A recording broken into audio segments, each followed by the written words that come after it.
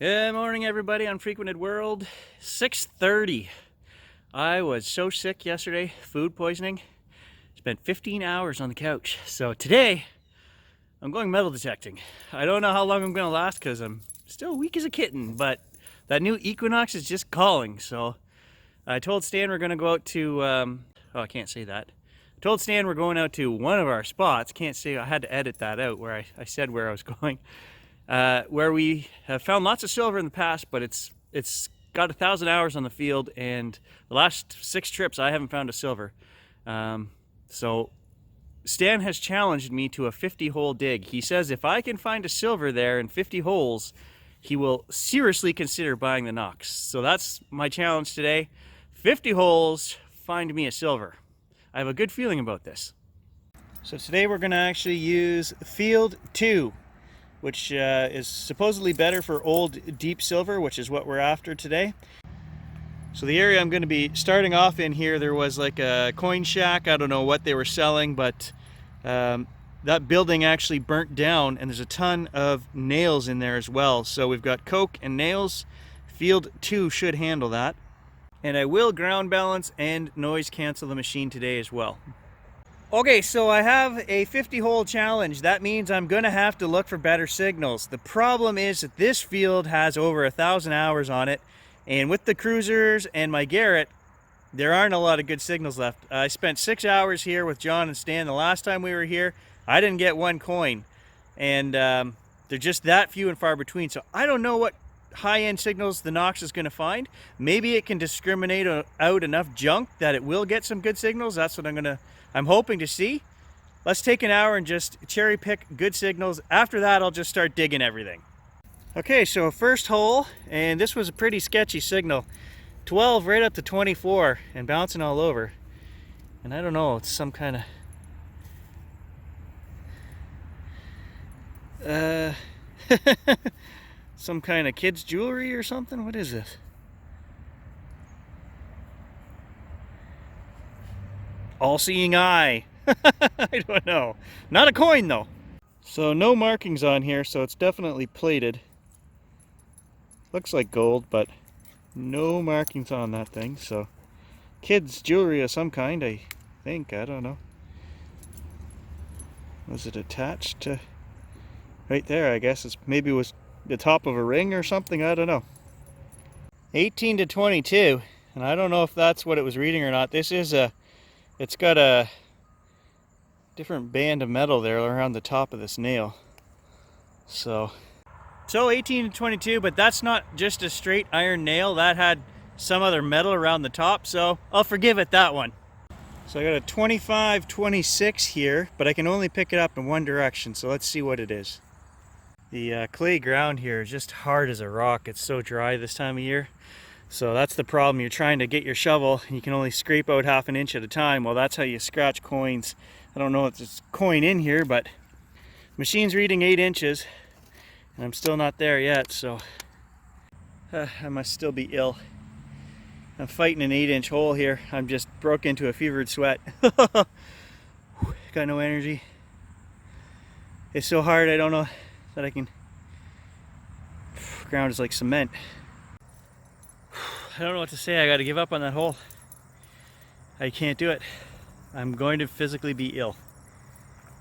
Oh man, really? It was down there like a foot. The machine was reading 8 inches. That's disappointing. So Stan just showed up and he was showing me that down here where they do the crash 'em smash 'em derbies, they've actually dug all of this out. And I found a 1902 quarter in here before, but there were so many car parts, it was hard to dig. So we're going to swing down here for an hour and see what we can find. I want to dig down in here, but it's hard as a rock. Hard as a rock. Okay, so I don't care how hard the ground is. I got to dig that. Look at that, 28, 29. A car part of some kind. I don't even know what kind of metal that is. Those of you that are astute will notice that I have switched the machine to 5 kilohertz. I'm just kind of bouncing between all the settings here, just playing around today to see. Got to try things out before we know what we like, right? So, yeah, a solid 24, another car part. That's the problem with digging down in here. But I have found old coins here, so can't stop. So Stan's pulling a few coins there. A nickel, a dime. I just got a penny. But I'll show you guys, look. This is just the stuff laying on top here. There's car parts all over. There's another one over here. Just polluted with car parts. This is where they do the smash up derby down here, so that's why.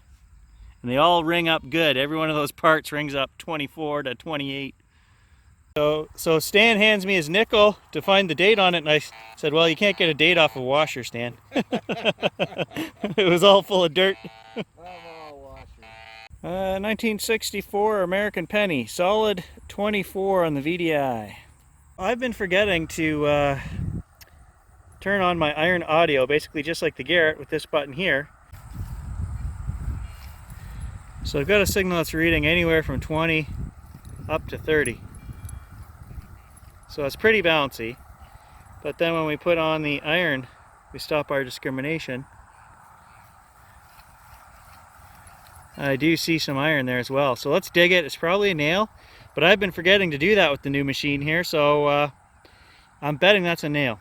Ringing up 22, 24, 28. Down there 9 inches. You can see it right there. Just a stupid old nail. I'll check the hole to make sure, but I think that's what it was. So I guess the big thing here today is it doesn't matter which machine you use, there has to be good signals there for the machine to find them. And we just have so many hours on this field, we're not finding that many good coin signals anymore. I've only found about 6 things today that rang up, 24 or better.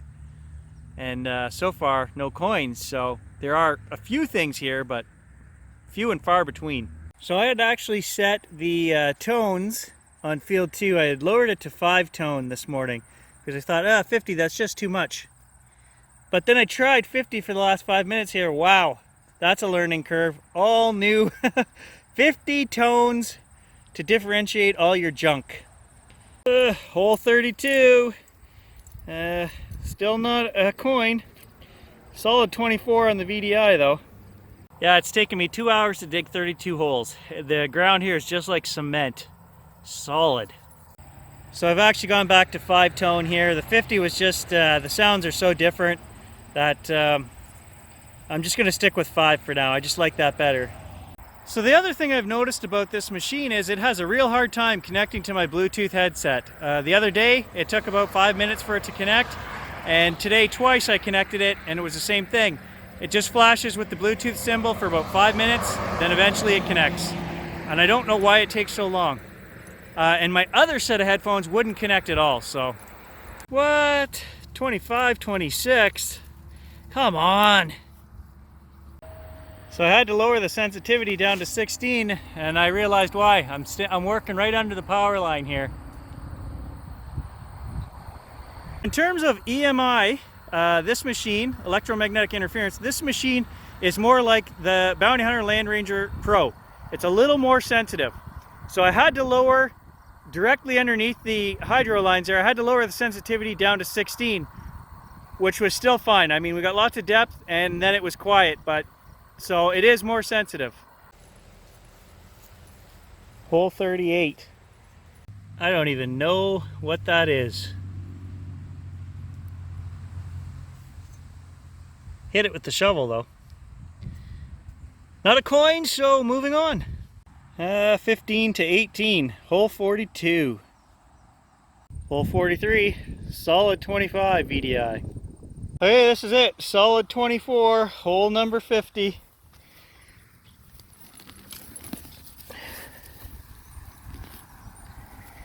No idea. This has not been a good day for coins.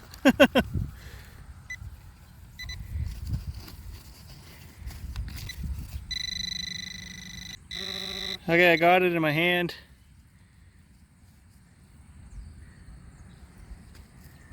Ah, a penny. No, defeated.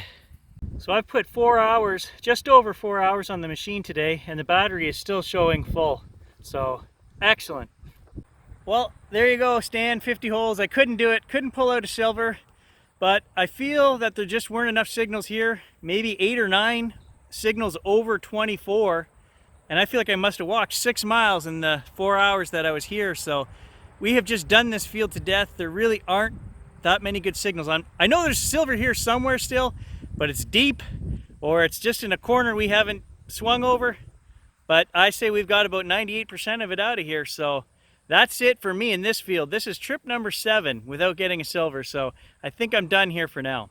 Okay, there it is, 50 holes of junk. And these were the only good things that I picked up today. So 4 pennies and the little all-seeing eye. I just want to note as well that after 8 hours on the Knox here, I want to say there was a couple things I was hoping to get out of this machine, as it is the partner to my AT Pro. I run 2 machines all the time. I still have my Bounty Hunter Land Ranger Pro. It's on the wall. It does come out occasionally. So this isn't to replace the AT. This is to be its partner. So what I wanted was a deeper machine than the AT. Check. This machine is probably as deep as the Cruiser, maybe even a little bit more on full sensitivity. I wanted better VDI. Check. It has more stable VDI. Now today I did get tricked quite a bit. So I guess all machines being equal, they're all going to get tricked. But when this rings a solid, steady number, you can pretty much guarantee that it's a coin or it's some high non-ferrous target. Where with the AT, tin foil and things like that ring up all the time. Rusty nails ring up all the time. So the VDI is much improved. The third thing was the weight. This machine is quite a bit lighter than the AT Pro, and with my tendonitis elbow here, which has actually been pretty good, it's nice to have a lighter machine. So it checks all 3 of those boxes, and I'm really enjoying the Knox. Stay tuned for tomorrow, because Stan and I are going back to the old boarding house, which we did some videos on, 1870 whatever. John and Stan were in the creek. The creek is almost dried up, and they were pulling all kinds of 1800 bottles out of there the other day. So we're going to go back, and we're actually going to detect the creek as well. They did not swing anything in the creek. They just dug bottles. So that'll be tomorrow's adventure. Thanks for joining us, guys. We'll catch you in the next video. Everyone always says, why do you say we and us? Well, because it's Gage and I. You're hiding in the shade. I know, it's so hot out here now, eh, buddy? Yeah. See you guys tomorrow.